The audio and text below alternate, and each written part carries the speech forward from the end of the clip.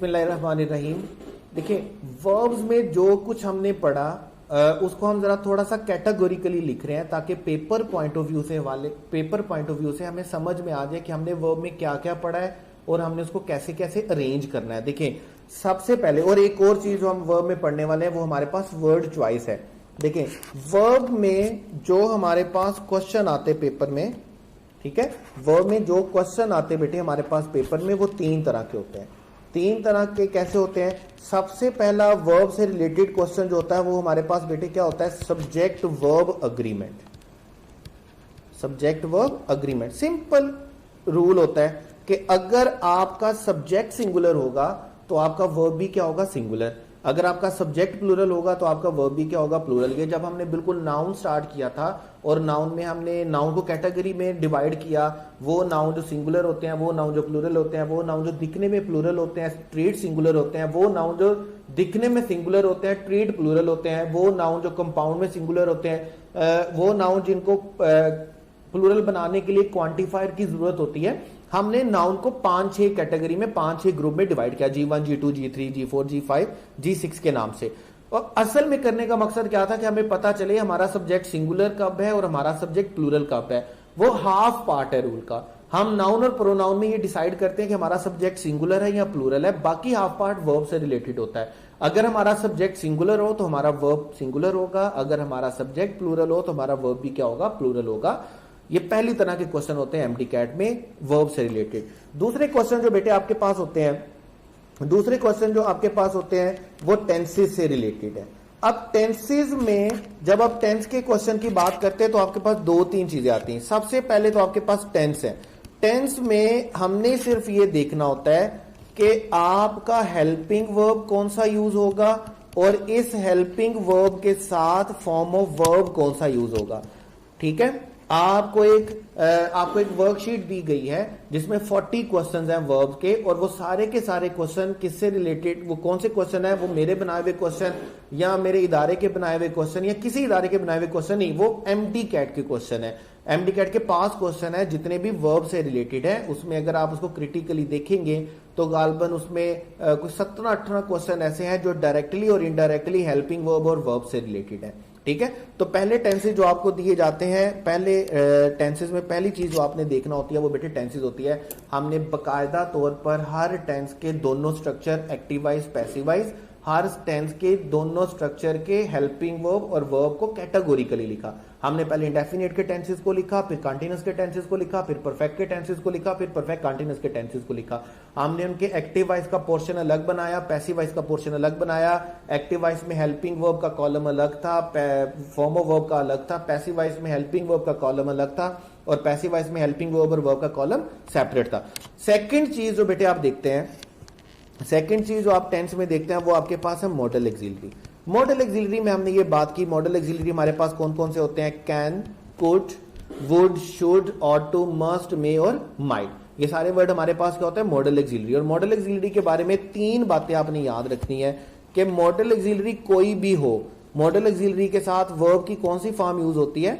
अगर आपका sentence active voice है तो आपके पास, अगर आपका सेंटेंस एक्टिव वॉइस है तो आपके पास वर्ब की कौन सी फॉर्म यूज होती है? First form.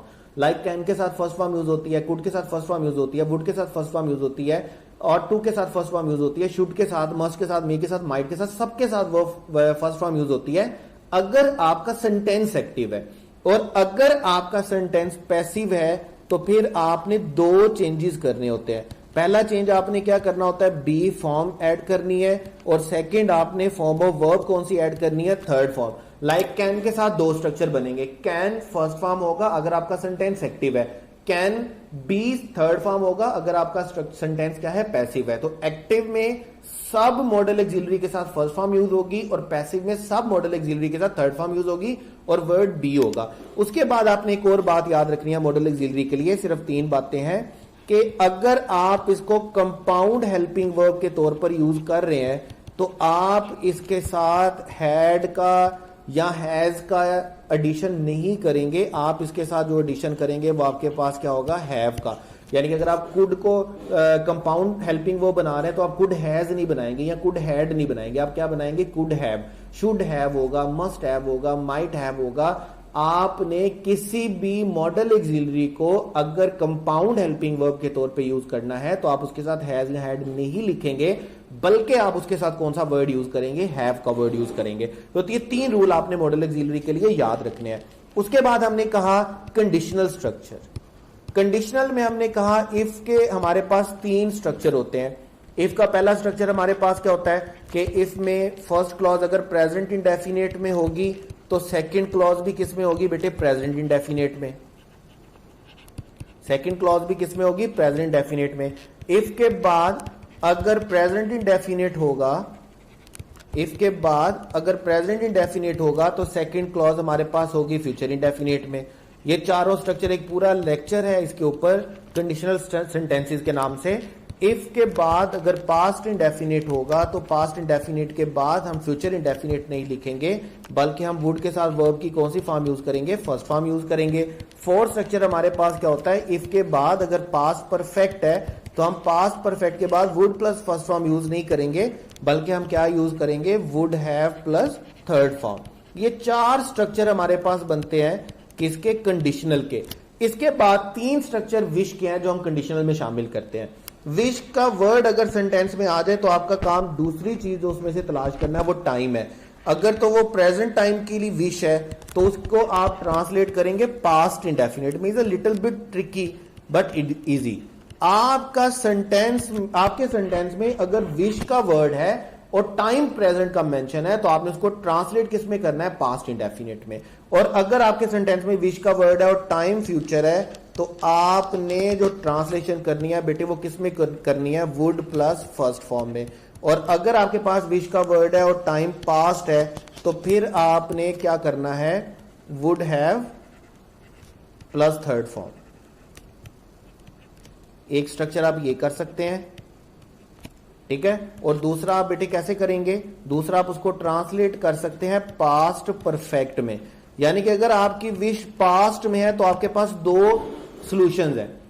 पास्ट की विश होने की, पास्ट की विश आपको 2 तरह से ट्रांसलेट कर सकते हैं। या तो आप ट्रांसलेट कर सकते हैं पास्ट परफेक्ट में, या आप ट्रांसलेट कर सकते हैं would have plus third form के साथ। ये सारी बात कंडीशनल स्ट्रक्चर की और कंडीशनल स्ट्रक्चर वाले लेक्चर में हम देख चुके हैं। उसके बाद टेंसेस में जो तीसरी चीज आती है बेटे वो अनयूजुअल यूजेस ऑफ वर्ब है।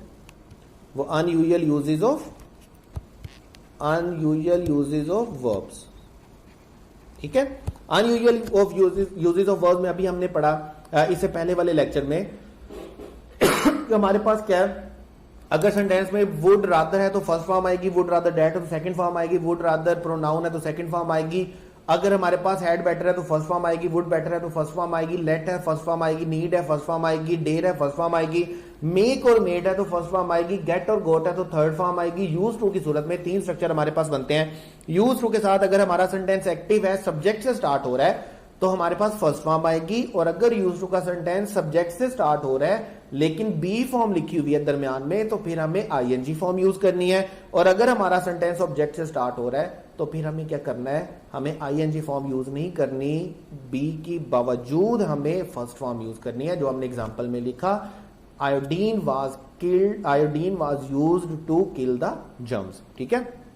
उसके बाद देखिए वर्ब में जो तीसरा रूल होता है जिसके हम कुछ एग्जांपल अभी देखेंगे, और वर्ड चॉइस, इसकी कुछ एग्जांपल हम अभी देखेंगे। और जब हम टेक्स्ट में पढ़ेंगे कैटेगोरिकली, जब आप टेक्स्ट को क्रिटिकली देखेंगे तो टेक्स्ट में आप ये वर्ड निकालते हैं सारे। देखें हमारे पास कुछ पेयर ऐसे होते हैं जिनमें से एक वर्ड नाउन फॉर्म में होता है और एक वर्ड किस में होता है, एक वर्ड किस में होता है, वर्ब फॉर्म में। 2 वर्ड हमारे पास होते हैं। लाइक मैं 2 वर्ड लिख रहा हूं जो आप बड़े अच्छे तरीके से जानते हैं, ठीक है। होमोफोन की सूरत में होते हैं। होमोफोन में एक वर्ड नाउन फॉर्मेट में होता है और एक वर्ड किस में होता है, वर्ब फॉर्म में।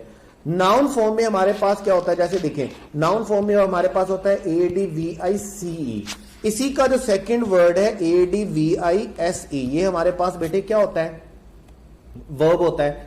2 वर्ड आपके पास पेपर में आ चुके हैं। रिमेन आपके पास क्या होता है, वर्ब होता है, और रिमेन्स बेटे आपके पास क्या होता है, नाउन होता है। ये आपके पास पेपर में आ चुका। अफेक्ट आपके पास क्या होता है, वर्ब, AFFECT अफेक्ट आपके पास क्या होता है, वर्ब, और EFFECT आपके पास क्या होता है, नाउन। ये भी आपके पास पेपर में आ चुका है। इसी तरह जैसे बटन बटन अगर हम पढ़ते हैं, उसमें एक वर्ड हमारे पास है कवर। कवर का मतलब ढांपना होता है, वर्ब होता है, लेकिन अगर हम इसको नाउन के तौर पे यूज करेंगे तो हम कवर वर्ड यूज नहीं करेंगे, हम क्या यूज करेंगे, कवर्स। ठीक है। इसी तरह हमारे पास वर्ड होता है ऑर्डर। ऑर्डर वर्ब होता है, लेकिन अगर हम उसको नाउन फॉर्मेट में यूज करेंगे तो नाउन फॉर्मेट में हम क्या यूज करेंगे, ऑर्डर्स। इसी तरह हमारे पास एक वर्ड होता है जिसको हम वो क्या बोलेंगे, बिलोंगिंग। बिलोंगिंग वर्ब फॉर्म है, लेकिन अगर हम बिलोंगिंग को नाउन फॉर्म में यूज करना चाहेंगे तो हम क्या लिखेंगे, बिलोंगिंग्स। लाइक देखिए शेख सादी में लिखा हुआ है people belonging to his army. People belonging to his army, यहां पर हमें वर्ब चाहिए, तो वर्ब के लिए हमने कौन सा वर्ड लिखा है, बिलोंगिंग का। लेकिन पीस ऑफ स्ट्रिंग में हमारे पास क्या लिखा हुआ है, with all their belongings. With all their belongings का मतलब हमें नाउन फॉर्म चाहिए, तो हमने कौन सा वर्ड लिखा है, बिलोंगिंग्स का। लाइक अगर मैं सेंटेंस बोलता हूं द जज ऑर्डर्ड, द जज ऑर्डर्ड, और अगर मैं सेकंड सेंटेंस बोलता हूं द जज इशूड ऑर्डर, तो जब मैं इशू का वर्ड लिख दिया, वर्ब लिख दिया, तो फिर मुझे अगेन वर्ब लिखने की जरूरत नहीं है। इशूड के साथ मैं ऑर्डर का वर्ड नहीं लिखूंगा, बल्कि इशूड के साथ मैं कौन सा वर्ड लिखूंगा, ऑर्डर्स का। मुझे नाउन फॉर्म चाहिए, वर्ब फॉर्म तो मैंने इशूड लिख दी। अभी ये कोई 20-25 वर्ड निकलेंगे, आपने क्या करना है, अपने रजिस्टर के एक पेज पर एक अच्छी सी हेडिंग देनी है, वर्ड चॉइस। वर्ड चॉइस में आपने क्या करना है, मैं आपको थोड़ा सा समझा देता हूं इसके बारे में। वर्ड चॉइस आप हेडिंग देंगे, वर्ड चॉइस हेडिंग देने के बाद आपने इसको नंबरिंग में ले आना है। जैसे आप लिखेंगे नंबर 1, नंबर 1 आप लिखेंगे ADVICE, और आप लिखेंगे ADVISE। CE फॉर्म आपके पास क्या होती है, नाउन, उसके आगे आप नाउन लिखेंगे एरो बना के, और VISE फॉर्म आपके पास क्या होती है, वर्ब फॉर्म, उसके आगे आप वर्ब लिखेंगे एरो बना के। इसी तरह जैसे आप सेकंड पे लेट्स सपोज अगर ऑर्डर लिखते हैं, तो ऑर्डर हमारे पास क्या होता है, वर्ब, और ऑर्डर्स हमारे पास क्या होता है, ऑर्डर्स हमारे पास क्या होता है, नाउन। ठीक है। आपने ये जैसे जैसे हम टेक्स्ट पढ़ते जाएंगे, जैसे जैसे आप टेक्स्ट पढ़ेंगे, हम प्रेपोजिशन जब स्टार्ट करेंगे तो वहीं से हम टेक्स्ट पे बात करेंगे, पढ़ना कैसे है, करना कैसे है, क्रिटिकली उसको कैसे हमने उसका एनालिसिस करना है। जब हम पढ़ेंगे तो हम पूरे टेक्स्ट में जितने भी वर्ड्स निकलते हैं वर्ड चॉइस के, वो हम निकालते रहेंगे। ठीक हो गया। तो बेटे आपने वर्ब का याद रखना है। वर्ब में जो चीजें हमारे पास शामिल हैं, जो क्वेश्चन आते हैं पेपर में, वो सब्जेक्ट वर्ब अग्रीमेंट के हैं, या वो टेंस के हैं, या वो वर्ड चॉइस के हैं। सब्जेक्ट वर्ब अग्रीमेंट के लिए हम नाउन और प्रोनाउन भी पढ़ते हैं, ताकि हमें प्रोनाउन की समझ आ जाए कि प्रोनाउन सिंगुलर है या प्लूरल है। अगर हमारा सब्जेक्ट सिंगुलर होगा तो हमारा वर्ब सिंगुलर होगा, अगर हमारा सब्जेक्ट प्लूरल होगा तो हमारा वर्ब प्लूरल होगा।